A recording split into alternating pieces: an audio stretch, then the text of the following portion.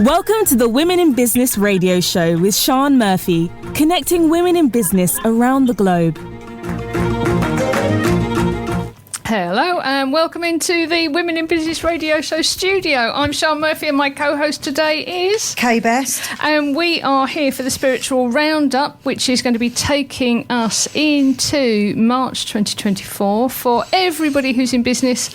And I don't know, what would we say, is looking for perhaps a little bit of a different way to go about things, perhaps connecting with themselves, connecting with what they feel is their spirit, and growing their business through into 2024. And with any luck, we have on the phone lines calling in our resident healer, Mark Jennings. Mark, are you there? I am. I can hear you fine, thank you. Look at that. All of the knobs and buttons worked.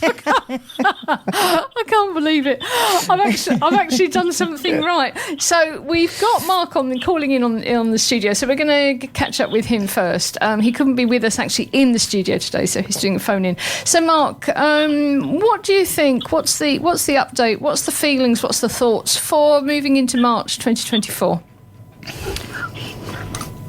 Well, at the moment, after Christmas and everything else, a lot of people are finding themselves suffering from stress. So it's about healing yourself, I suppose, and spending time working on yourself and looking at it from a long-term perspective. What can you do to help yourself? So taking time out now, whether you think you need it or not, but looking forward into the long term and sort of setting yourself up to perhaps being a little bit more relaxed. Yeah. So just having a look at the way you're doing things, I suppose. Are you getting enough sleep? Are you rushing food? Is all your food being microwaved or whatever? So, putting this into your regime to make sure that you're getting the right nutrients into yourself, and including some exercise. So maybe even if it's just as much as instead of taking the car parking spot as close to the shop door as you can, take one at the other end and walk. So just sort of looking forward a bit. And I think the problem is it's really easy to rush, isn't it? And sometimes we don't notice that things are building up. And it's sort of a little bit like a pressure cooker. It's getting more and more tense and more pressurised, and then sort of it blows. And so what you're suggesting is just, take a little bit more time, take a little bit more thought, and look after yourself now, even though you think you may not need it. Yeah, I mean, all too often we are the last people to realise we are stressed. So it's definitely about taking a look at what you're doing. Are you sat in traffic, banging away on the steering wheel? Does it get frequently? If it's something that wouldn't have annoyed you last year and it's starting to annoy you now, that's quite often a good sign that things are starting to ramp up a bit in the stress levels. It's a shame you can't be with us for later, because in actual fact, Kay and I are going to be discussing in the next show sort of different types of stress and how you can actually help yourself. And because you can't always go sort of hurtling off to a counsellor or a mentor or a coach or a healer or some other sort of practitioner. Sometimes you sort of need to do something about it now. Next week, next year isn't good enough. And we're going to be looking at different ways that you can start to address that now. So I think, thank you very much for phoning in, Mark. That's really, really good of you to take time out of your day and give us that sort of very timely reminder, I think, because things are ramping up as we go, sort of forward into the final bit of this quarter. And I think there's a lot going on for a lot of people. So I think that's just a bit of a reminder to slow down and think about ourselves a little bit more. So thank you very much, Mark. You're welcome. We will see you back with all things healing, Reiki, energy, and goodness knows what else it is you do, access bars, consciousness, all sorts of things. When we're back with this show in the 3rd, 4th week of March. So thank you so much, Mark. We will catch up with you very, very soon. Okay. Bye. Bye. Bye. Well, thank you to Mark for phoning in. And it is actually a complete coincidence that what he was saying actually does fall in line with what we're going to be talking about later on. It does. But for now, let's catch up with Kay. So I just need to give Kay a little bit of an introduction, which I always find a bit difficult because she does so much. So Kay Best, she is the course director for Cafe in the Calm. She is a teacher. She's a mentor. She works one-to-one with clients. She's a healer. She does spiritual guidance, psychic guidance. I don't know. It goes. I'm humbled. It goes on. it just goes on and on and on. And Kay is going to be helping us now with. I think you've got some numbers and cards for the coming month, haven't you? I have for numerology. Yeah, for the year and for March. And in each of the previous shows, I've spoken about the universal year being the number 8. But as each month unfolds, so things start changing again in 2024. So to start with, moving into March in the number 8 still, things are obviously changing around everybody. And at the moment, things can start changing quite dramatically as well. The 8 of the year is considered a good omen. It's said to promise a brighter future.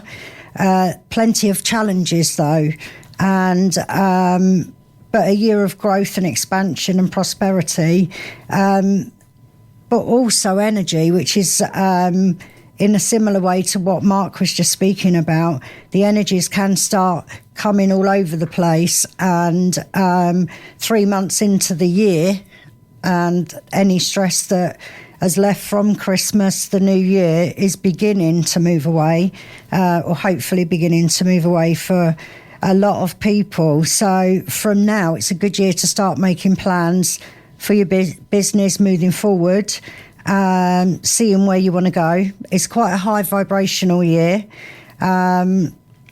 It's associated with the flow of energy.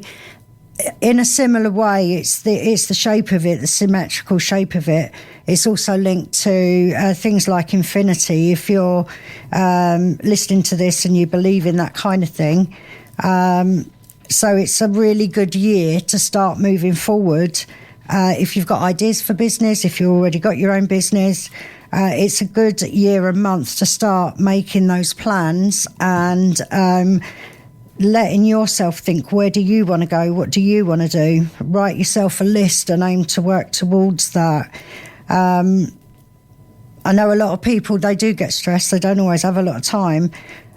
But at the same time, if you're not allowing time for you or not allowing time for your business, you could quite often start bringing yourself down, and then that starts causing issues and problems, and you get to the point where you're not sure then whether you want to carry on, can carry on. So just take a little bit of a back seat, have a rest when you need to, but still go ahead knowing that you can succeed. And, there's plenty of things going on around you. If we then bring March into the 2028, being the 3rd month and adding it to the 8 brings the numbers to 11. And people that don't do numerology might find it quite strange, or how do we get those numbers? Unfortunately, it's far too long and complicated to explain very quickly. But the number 11 is quite a significant number in numerology. It's the first of what they call the special numbers or master numbers. So that starts building up the energy a little bit more. It also, breaking it down even more, means you could break the 11 down to the number 1, which is represents new beginnings, steady progress, urging us to judge, but based on past failures, moving forward with what we think there is going to be better. And we can put the 1 and 1 together and add it to 2, which is based on spiritual growth and guidance for yourself and for others and that around you. So then going back to the 11, this number is linked with high vibrations. It can resonate with the energies. The number 3 as well, because it is the 3rd month. So it can often bring creativity and communication. It brings a lot of energy with it. Encourages you to put your next foot forward and go forward with your business. Take a few little risks. If you're not sure about a big one, just do it a little bit at a time, or aim to do a little bit more every month and start building it that way. Ask yourself, what do you want? Where do you want to go? What do you believe in even? And just start looking a little bit deeper for what you want. You can also then start acknowledging some of your emotions that are related to certain things in business, and by doing that you can then start making some maybe small changes there and see where you might be wanting to go, or who's around you that may be holding you back even. And often that is the case. There are people that hold you back, or people that you've got around you that maybe you don't like their energy, nothing else wrong with them, but they might not be the right person to work with you. So it also means in March, or towards the end of March, everyone starts to feel a little bit better. The nights are getting lighter and hopefully the weather a little bit warmer. So that can also make us a little bit more positive and give us a better opening.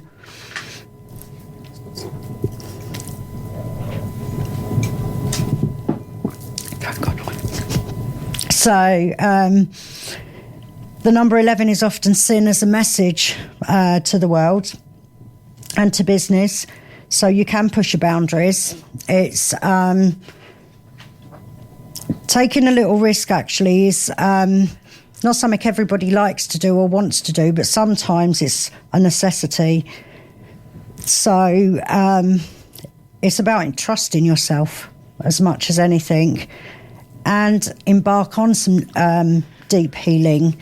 Again, referring back to what Mark's just said, there's loads of reasons why you may or may not need it, but that can just start with you yourself. It doesn't have to go any further, or out to anybody else. So a lot of it, life's so stressful and busy these days that you don't always get the time to do everything that you want to do.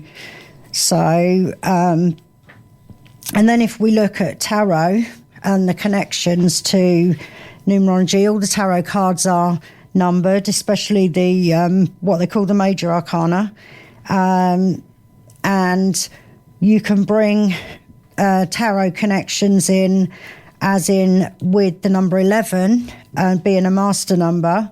It brings in the strength card that's associated with the year, and that is basically what it says. It brings out inner stress, the ability to overcome obstacles that may be going on around you, emotions, bringing in calming yourself, overcoming your own challenges, and just be persistent and keep trying to go forward, and just give yourself a break. Write yourself a list of what you want to do.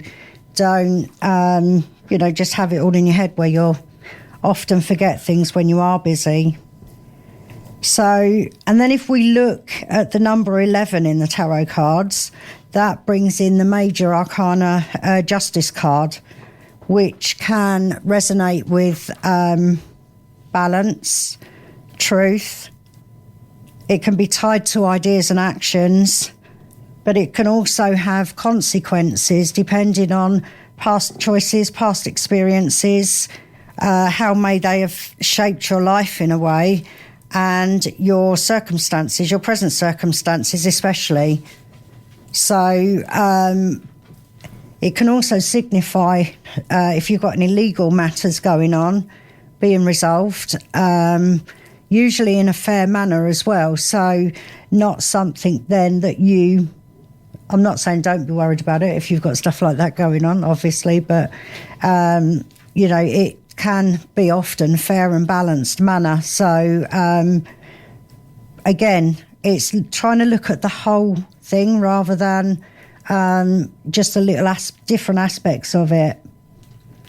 And then obviously March, from the 20th of February to the 20th of March, it takes us into the star sign Pisces, which is a water sign, represented by the moon card in the major arcana and the page of cups in the minor arcana. The moon is associated with things like intuition and dreams, sensitivity, but it can be related to your emotions. So you could possibly be a little bit moody on, different days doing different things. You may feel a little bit lost even, but at the same time, you've still got all the energy of the number 11, the other cards and that around. And it can refer to perhaps a little bit of confusion, and that's often based on you knowing what you want to do, but you don't know what you want to do. And a lot of people... that well-known. Yeah. It can, yes, that rings true for me, and I'm sure it does for a lot of people as well. You know what you want to do, but you don't know what you want to do, yes. Yeah, and then you sit there going backwards and forwards with that, and it's like, oh, shall I or shan't I? Or should I do it? Oh, no, perhaps this is going to happen if I do. Or, but what if I don't? And you do get a lot of that. And so March can be a little bit like that at the same time. But also with the moon, it's like telling you to be kind to yourself, really. And a lot of people, actually, they will, taking it away from that slightly, people will often go out and look at the moon of a night time. What does the sky look like? How does it make you feel? And trying to work things out, different planets or whatever. So all things like that can still be brought into what you're thinking, feeling, and that kind of thing, especially around the full moon. There's a lot of emotion often with that. I, for instance, or my daughter especially, we can tell when there's going to be a full moon 2 or 3 days before it's there with Jack, her son. Honestly, I've never seen anything like it. And we sit there and go, is there a full moon coming? So it can affect you in a big, big way. I think that's where the word lunatic comes from, isn't it? It is, yeah. And I certainly know a few of those. I could be one myself, I'm not sure.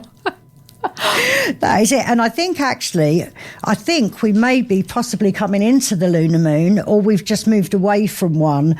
But, and I think that's another thing that my daughter refers to when she's looking at it, because he can be very much, he's not a naughty boy. I wouldn't want people to think wrongly of him in that way, but it's just how it affects some people. I tell you what, I reckon we can divide the world up into 2 types of people. People who know the lunar cycle and when there is a full moon and what type of moon it is, and people that don't. I have absolutely no idea where the moon is or what it's doing. No. None at all. I'll often go out and have a look at it, and I know when it's waxing or waning. I know when it's a halo one, but only recently learned that one. But the others, if people say it, but to me, a full moon's a full moon. I never really go right into, what may or may not mean. I think you were talking about going out and having a look at the night sky. And I think one thing that it's really useful to talk about is sometimes where the role of things like numerology, astrology, and especially tarot come with helping us to maybe settle down some of our thoughts and confusions and decision making, because very often that's what using something like tarot is about. It actually helps you. It helps to guide your thoughts. It helps you to unpick things. It's not about getting divination from above or being told something or some sort of prediction of what may, or, what's going to happen. It's about actually giving you an idea of getting down into what's going on behind your thinking mind to actually what is the right thing to do for you. And using it as that sort of guidance. So, some of the advice here is very general, and it's up to you to notice what sort of peaks for you, what sparks for you as something's being said. If we're talking about creativity, or if we're talking about being held back, that sort of thing, what actually makes your brain go, oh, hang on a minute, that's how I'm feeling.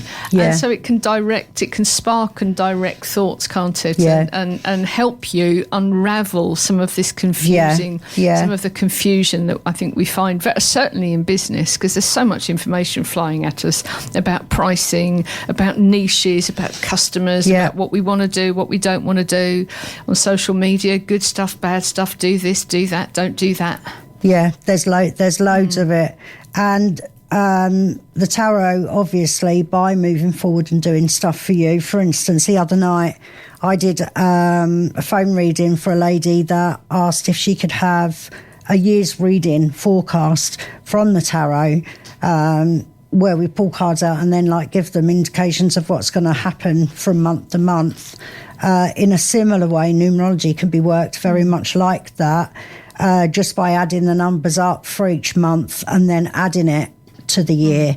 So you can go into it in a much, much deeper way and get a much more accurate, as Sean said, this is general, but when it's based on a person, you can go right from their name, their business name, their dates of birth, even their addresses. So it can be broken down into a much more personal thing with that. But obviously that also takes a hell of a lot more time for different people. So what we do here can be very generalised at times, but it's trying to, in that sense, give everybody an idea of what... It's a spark, isn't it? Yeah. Did I interrupt you? Had you finished your roundup, or is there more? I think the only thing really to mention is the Page of Cups, that is the minor arcana card. That also comes with new opportunities coming. So it backs up the other cards, it backs up the numbers and everything that's been said. It can often mean that financial situations are going to be sorted out, which is in a similar way to what the Justice card did. So it's just clarifying, really, that all of these different opportunities that you've got are all presenting themselves, but it's got to be worked in a way that you're happy to work it and take that forward. Thank you so much for that, Kay. And what it's done is it's brought out some ideas for me, and I think what I'm going to do is a little bit of a roundup as I saw it, and then maybe move on to something that jumped out for me, which was about being held back. And I think it came out as who is holding you back, but I think I want to turn it around to are you allowing yourself to be held back? Yeah. And perhaps some of the things that you can that can help you spot that. But just rounding that up. So what I saw coming through into March is it's a time for creativity. That you need to build in yourself and what you want into what you're creating in your business. It's a time for planning. It's a time for new opportunities. And it's also a time for risk taking. Now, let's put this into some sort of context. We're not suggesting here that you go and take your life savings, if you have any, if you've got any savings, that you take stuff and you put them into some investment. When, we're not suggesting that you take on a business partner or do anything that's like that. Yeah. Just on the basis of, hey, I'm going to take a risk. But sometimes risk taking can seem like big things to do, but can actually, in the grand scheme of things, be quite small in the risk side of things. So maybe public speaking. It could be that you've been invited, on the radio. It could be that you've invited to do some public speaking. It could be that you've been invited to teach something along those lines. It's something you wouldn't normally do, and that feels scary. Yeah. That feels scary, and you might not want to do it. You may be able to come up with all sorts of reasons why you shouldn't do it. Yeah. All sorts of reasons of things that could go wrong. But perhaps it's time to take that sort of risk. Yeah. So it doesn't have to be, please don't go and put all of your savings on a horse. We're not talking about that at all. I think there are some super risk matrices and things that you can use to help you work out what's risky and what isn't risky, so that you can actually make a judgment based on that. Yeah. But there may be some little risks that you need to take for yourself. Yeah. Just to move yourself forward. I'm always a bit wary about people saying get out of your comfort zone, because I think sometimes people end up doing things that actually they really just don't need to do. Yeah, they can do, Simply so that they can get out of their comfort zone. There's all sorts of things that I could do to get out of my comfort zone, like millions of them, but I'm not going to do them. I don't think they're a particularly good idea, a lot of them at all. That sometimes we do need to do things that are a little bit frightening. So I wanted to just have a little bit of a discussion about the being held back or allowing yourself to be held back by the wishes, likes, wants, subtle nagging pettiness of people around you. Yeah. And sometimes how that can be really good, we can latch onto that. It could be that there's one of those scary things that actually we deep down we don't want to do. We don't want to do, and then somebody will say something, will object in some way, and guess what? Whoopee! Now we don't have to.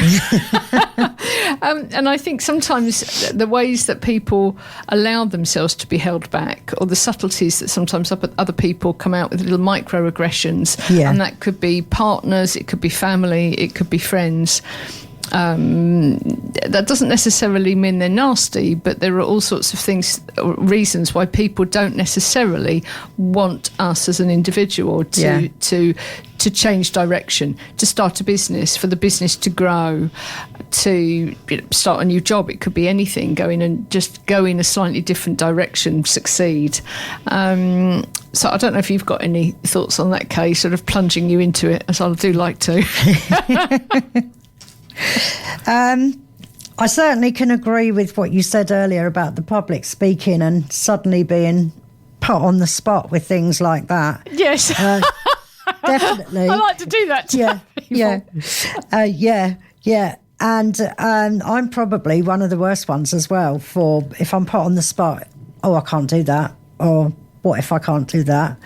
And I think a lot of us do get those points in at least something in our life, don't we, where we're unsure. So it can be quite daunting, but actually it can make you feel so much better when you've done it and you've achieved it in a way.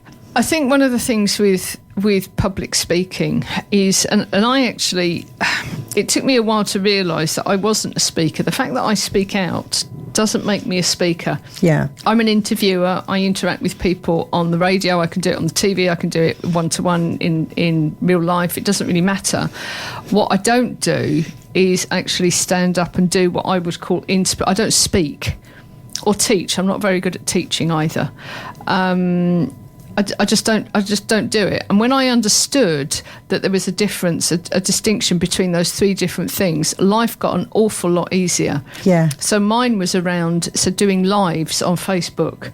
Everybody else is doing them. I absolutely hated them.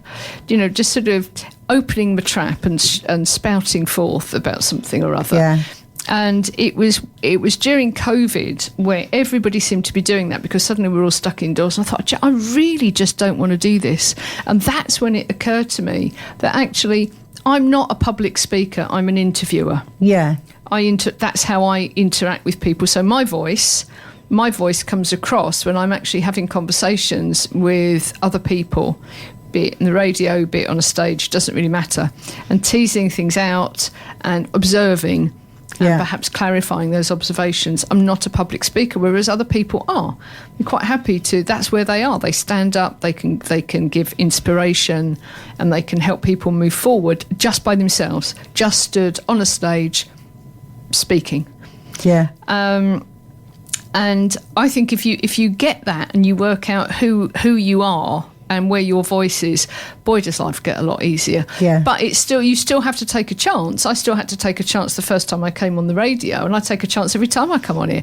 There could be people out there thinking, what on earth is that woman going on about? There could be people listening in simply because I'm so awful. I don't know. It's a chance we take every time, isn't it? Yeah. Yeah. But I do know that once you do it, you at least know. Yeah. You know. Yeah. You know whether this is your thing or not. Yeah. And when I was first asked to teach years ago, obviously public speaking, straight away my answer was, no, I can't do that. What if I don't know enough? And things like that. And again, it's a confidence thing. But again, we'll probably all get that. And I still don't class myself really as a public speaker. But it doesn't really bother me as such getting up and talking about something. I'll also do lives on Facebook in a group. And the very first time I did that, again, it was COVID that started that. Very first time I did that, somebody I know messaged me straight away and went, oh, someone's gone out of their comfort zone. But I still do that, not as often, but and I do still do it. How nice of them to point out what your comfort zone was to you. So I think that sort of brings us a little bit sort of onto the who is trying to hold you back. Yeah. Who is trying to hold you back, or who are you allowing to hold you back? Yeah. And I've seen this, 'cause I've worked with lots and lots of businesses, and I've seen this happening in numerous ways. I think the most common one, because it's quite easy to do, is guilt. Yeah. Is guilt. You're running a business, you started a business, you're outside perhaps of the box, the framework of times that you might have been in before. So it could be, you could have been working 9 to 5. So everybody knows where you are, 9 to 5. It may be that you have kids at a nursery or kids at wherever that have to be picked up. But there you were in your box of 9 to 5 and everything was organised around that. Suddenly you're not in that box anymore. And it seems ridiculously difficult somehow for things to be able to adapt. Well, they're not actually difficult, are they? Things can be adapted. Yeah. But if other people that are around you step in to make this difficult, to make sure it can't happen, then life just gets so much harder, and it can sort of, if you're feeling a bit vulnerable, it can sort of scupper you. And one of the ways to do this is through guilt. Yeah. Through guilt around children. I've even seen it with guilt I'm out all day and now I've come back and there isn't any dinner. Yeah. Where the person who has started the business was always there, dinner was always cooked and dinner was always on the table, so that the real breadwinner could come in and their dinner would be all ready. So it's like that person can't actually stop off at the chip shop or create anything themselves. Yeah. And now that the other person in the partnership is starting to grow a business which will contribute economically. Yeah. So as long as everything goes okay, it doesn't always, but that's guilt. It could be guilt around money that's being invested. It could be guilt around time that's no longer being spent with that person or with the children or in the house. It could be about things it could be guilt around jobs in the house not being done. It could be guilt around all sorts of things that are being sort of shoved onto you. Yeah. And that you're having to manage that and justify what you're doing. Yeah. To justify what you're actually doing with your business and the time that you're spending. Yeah. And that is a real juggling act. It can be. You know, you have to, you know, a decision has to be made as to, okay, you know, because you can't half do these things. No. You either sort of put your foot down and off you go. Children can make you, children are very, very good, younger children, at playing the guilt card. Yeah, definitely. Aren't they? Yeah. I think another way sometimes that it can manifest itself is in sort of very subtle putting you down. Yes, yeah. That won't work, or that looked silly, or you're not wearing that, are you? Yeah. Yeah. I don't think people always realise how that can affect you either. And sometimes if the person doing it is really, really clever, it can sound helpful. It can sound like they're trying to help. It can do. When actually they're not. What they're trying to do is exactly the opposite. Yeah. And it's your choice as to whether you allow this to happen. And often with things like that as well, if somebody's really introvert or they're really worried about appearance, what they're saying, what they're doing and things like that, you can get people that will be like that and sort of feed off that, knowing that, you know, they're not going to come back with anything negative, that they will listen to everything that's being said. So it can cause all manner of issues. It's business partners. Yes. So if you're working with, you know, if you have a business partner where, you know, your ideas aren't moved forward, or, you know, that they're sort of stopped or knocked back or ridiculed. Yeah. You know, so nothing ever seems to go your way. Yeah, and there's a difference, isn't there, really, with constructive criticism and being critical of someone. Yes, and I think that's one of the reasons why it's so important to get the right business partner. Yeah. And that sounds like, well, of course it is, but it's, I mean, that's like a no-brainer, isn't it? But it's not actually that easy to do. If we're not careful, we can end up with entirely the wrong business partner that we took up with for very, very wrong reasons. And I think my advice was, if it starts feeling not okay, if it starts feeling as though you don't have your say, if you start feeling like you're walking on eggshells, anywhere you're walking on eggshells, that if you stamp too much, if you colour outside the lines, or you hopscotch on the lines, that sort of thing, that something's going to start going horribly wrong, that there's going to be some sort of explosion somewhere, then you really, my advice is, you really need to sit down and think very, very carefully about who you're working with and who you're with generally, and what you're allowing them to get away with, and the amount of control that they're actually having within what you're doing. Yeah, and it doesn't really matter how well you think you know them. You could have a best friend that you've had for years that you get on great, but go into business with and see a totally different side of that person. Yeah, because the dynamic really does shift, doesn't it? Yeah, it does. It just changes so much. I've just come up with that walking on eggshells thing, but I think that is critical, actually. Yeah.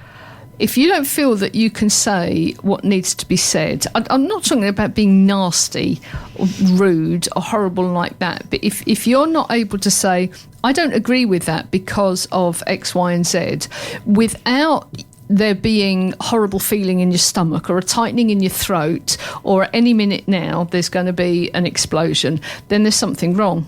Yeah. There's something wrong with that that relationship, whether it's a personal relationship or a business relationship.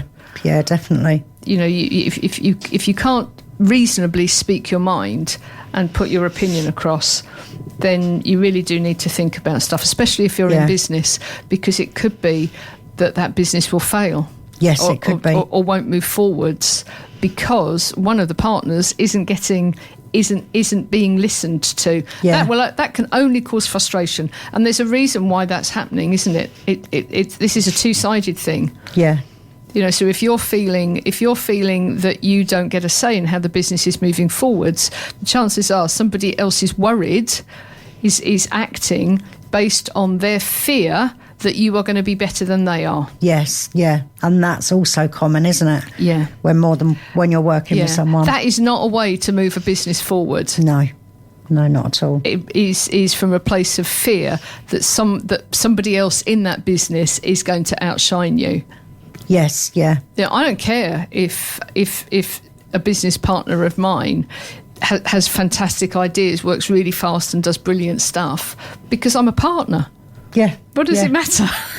What does it matter who does it? As long as we're all in agreement and it gets done and we all move forward and there's a really good outcome, that's fine. And often with partners, you'll get one that's good at one thing and one that's good at something else, and that should work really well unless one or the other tries to put them down for any reason. Yeah. So if you're getting that, oh dear, I better shut up feeling a bit sick, that can't say your mind, or dreading going into meetings, or could be dreading going home and saying, well, this is what I'm going to be doing tomorrow, or this is what's happening, then you're almost you're not a free person, are you? No. I think it's worthwhile talking just a little bit around perhaps some of the reasons why that does happen, why we might have somebody who was our best friend who is now not being as nice as they were when we were friends with them and now we're in business with them, or our partners who are perhaps, what should we say, playing up a bit. And a lot of it is really about fear, isn't it? It is. It's fear of the future, fear that you're not going to be as good. Yeah, I think that one's a big one, fear that you're not going to be as good, because people don't always look at it that you don't both have to be good in exactly the same thing, as long as you're good at what you do, or the area of that you will mainly do in that sense. I think having somebody that you work with who is prepared to, or that is a partner that is prepared to step out of the limelight in circumstances so that the collective good, if you like, that the business can move forward. Yeah. And that can swap and change, can't it? Especially if there are two people. There could be partners that are in business, but if there are two people there and everybody's happy to sometimes you're at the top, sometimes you're at the front showing off, if you like, sometimes you're behind the scenes supporting. I think if you can get that sort of dynamic going, I think it's brilliant. Yeah, and I also think if you're starting up or wanting to start up with someone, what is also quite an important thing to think is, how much do you trust that person? Because if you've got any doubts before you begin to go in that, then realistically you shouldn't even consider going into that. Yeah, no, absolutely. So, and I think actually, we talk sometimes about intuition, don't we? Yeah. And that's where I think there's a balance, isn't there, between intuition and gut instinct? Yeah.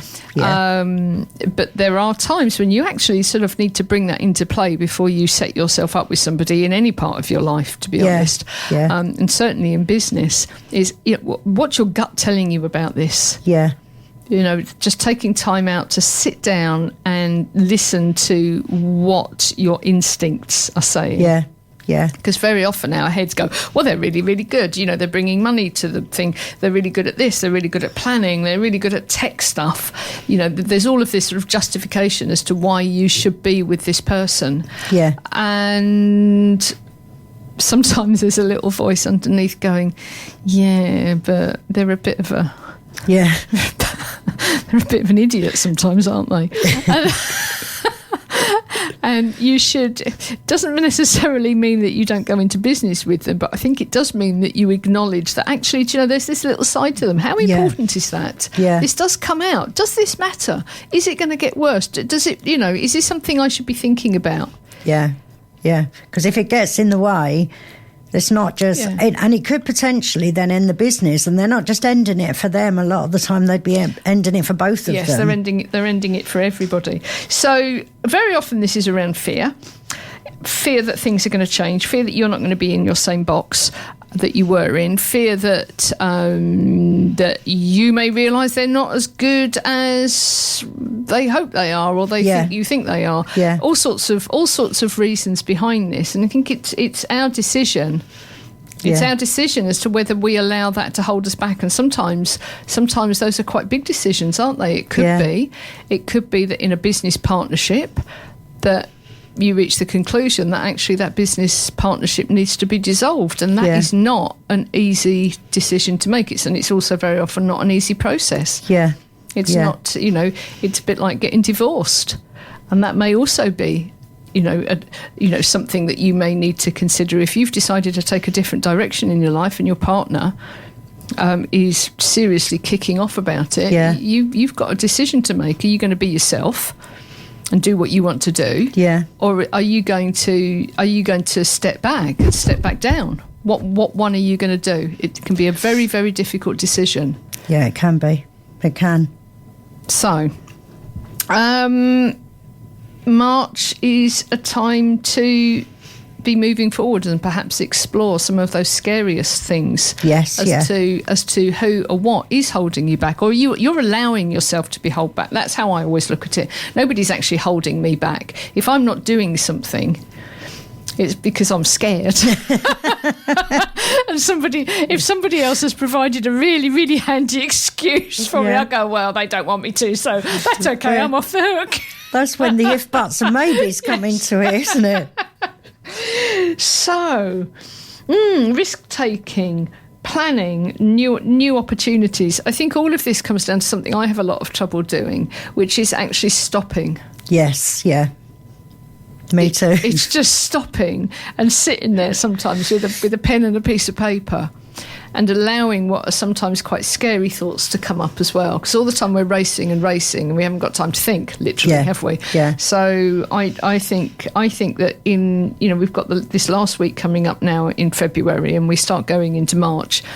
And it could be a time to actually do something a little bit scary, which is sometimes sitting down with pen and paper and thinking about all of those thoughts and really thinking about where your business is going to be going over the next sort of quarter and year. So I think we will wind that up now. So thank you so much, Kay, for bringing spiritual insights, ideas for March to the radio show. Thank you so much to Mark Jennings for phoning in with some actually really simple advice. I like simple advice. I like to overcomplicate everything in my head. And you might have noticed it also comes out down the microphone. So I think it's quite nice to have somebody saying something really quite simple, which is look after yourself. Simple to say, not easy to do. And it's about forcing yourself to have that time, isn't it? And understanding that it's time well spent, that actually stopping, thinking, looking after yourself, having a cup of tea or a glass of wine or a cup of coffee by yourself. Going and having, mine's swimming. I go and swim for an hour a day. And that's how I switch off. It's got nothing to do. It's not exercise, really. Nobody can go that slowly up and down a pool and call it exercise. But it's just how I switch off. And just taking that time just pays massive, massive dividends. So please do it. In the next show, the next Women in Business radio show, we are going to be talking about how you can start to reduce some of the stress that I think a lot of us are dealing with at the moment. And looking at distinguishing between some of the ongoing underlying stress that's there all the time for many people. And also some of the situational stress, some of the stuff that happens when something goes wrong, something happens that we didn't want to happen, or something happens that we were expecting to happen, and oh, now, grief, there it is. So we're going to be exploring some of the different techniques that you can use, and you can use now. You don't have to wait, you don't have to go and get a therapist, but that actually you can do now to help yourself moving forward. So thank you so much, Kay. Thank you so much, Mark. This is the Women in Business radio show, and we will see you very shortly. Tune in next week to the Women in Business radio show for more stories, ideas, and inspiration to help you grow your business.